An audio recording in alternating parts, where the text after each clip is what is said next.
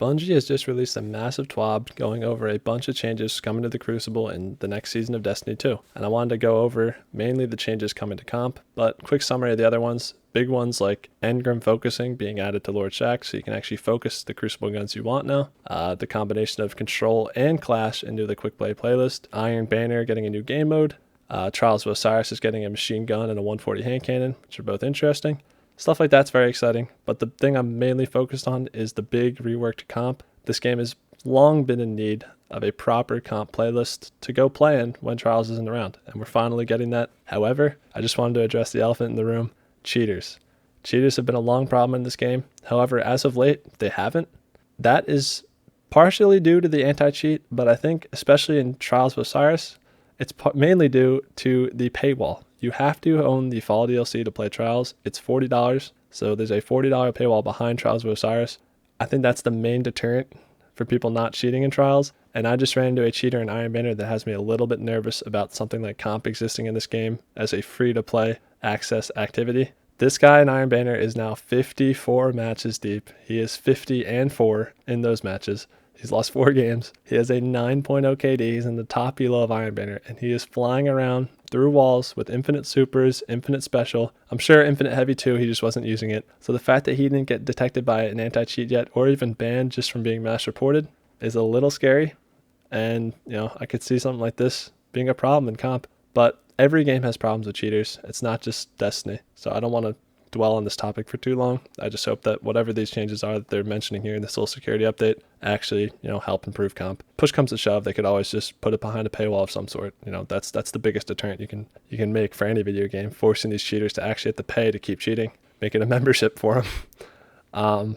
But yeah, that's that. Let's go into the actual comp changes. Get on the positive side of things here. So gone is the old comp rank system with it was like Mythic and Fabled, Legend, Guardian, Heroic, a bunch of nonsense. You couldn't even tell what skill you really were. Now there is actual proper rank terminology: copper, bronze, silver, gold, platinum, and for Destiny we got Adept and Ascendant. In other games you might see Diamond or Grandmaster, stuff like that for those top ranks. Those are the new 7 ranks, each with 3 subdivisions, very similar to other comp games as well. The game I'm going to be comparing Destiny to is Siege. That's the game I have the most expertise in. I've played, over 1,000 hours in that game also. I'm a big fan of it, and I really just love competitive shooters. Similar to Siege and many other comp games, there will also be a placement series. This is the way that they determine which rank you should start off in. So you do your first 7 placement games in Destiny. In Siege, it's 10. However many of those you win, and however good you do in those games, that'll determine which rank you get put into to start the season. They mentioned here the highest you can be placed for the first season is Gold 3, but in future seasons, you'll be able to place higher, depending on if you were higher the previous season. That's all good. But after that is where this game starts to differ, as far as I can tell. So, in a game like Siege, let's say you're a really good player, but you do your placement matches and you just don't do good. You lose most of them, and you get placed in the silver. Well, the game's way of getting you out of that rank, since you're a better skill, will be having you play silver players. You play the people in your rank.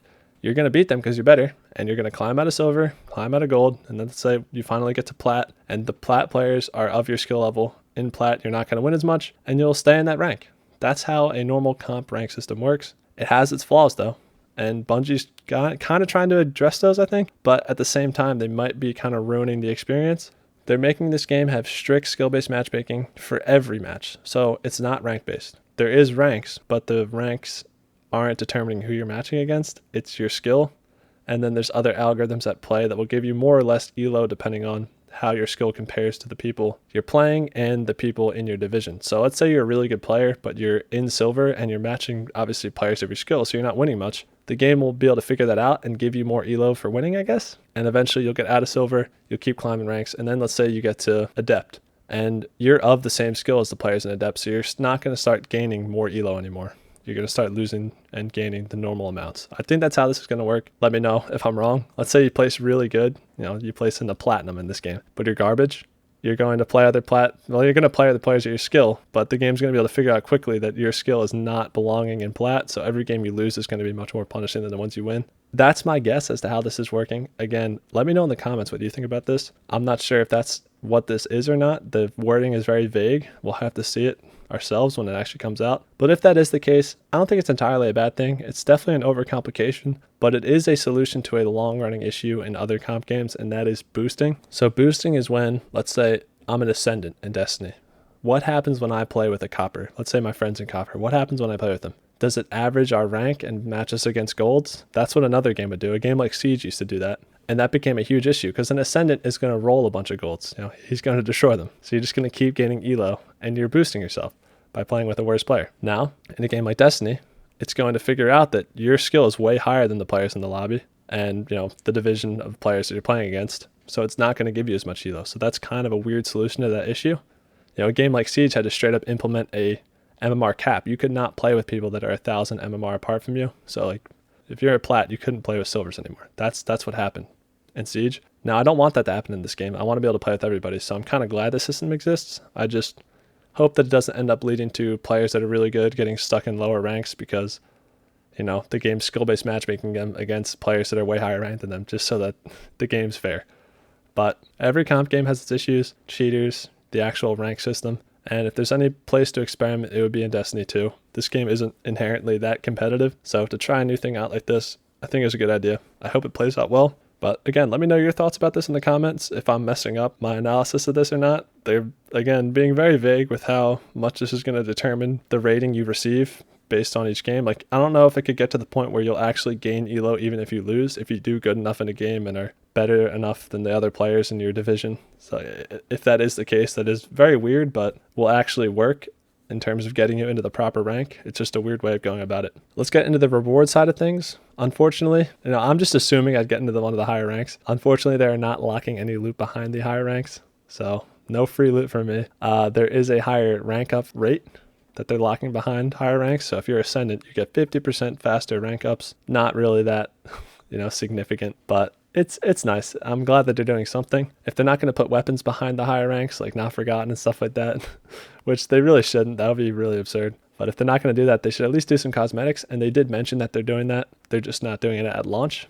But some ideas I have would just be like a shader for being Ascendant, emblems, seasonal emblems. I was Ascendant in season 19, stuff like that. Just something to show your achievement. It doesn't have to be a weapon, but it'd be nice if there is something, some little incentive to climb that rank other than just an increase in rank up rate for rewards that really aren't that good. The Crucible guns are not that good. Stars and Shadow and Out of Bounds are the only ones I genuinely care about. And once I get god rolls of those, there's pretty much no point. So I'm glad they're doing something, but they can do more. That's my take on that. There is, however, a gun being put behind comp, and that is the Rose. How they're putting it behind comp, I'm not a huge fan of. It's going to be part of a weekly challenge, so you basically get access to 3 drops of this thing per week if you're playing on all 3 characters. That's really low compared to the other things in this game. You can farm everything now. Not being able to farm this is a little bit unfortunate, especially since they're making it a 140 lightweight hand cannon, and it's going to have random rolled grips instead of an origin trait.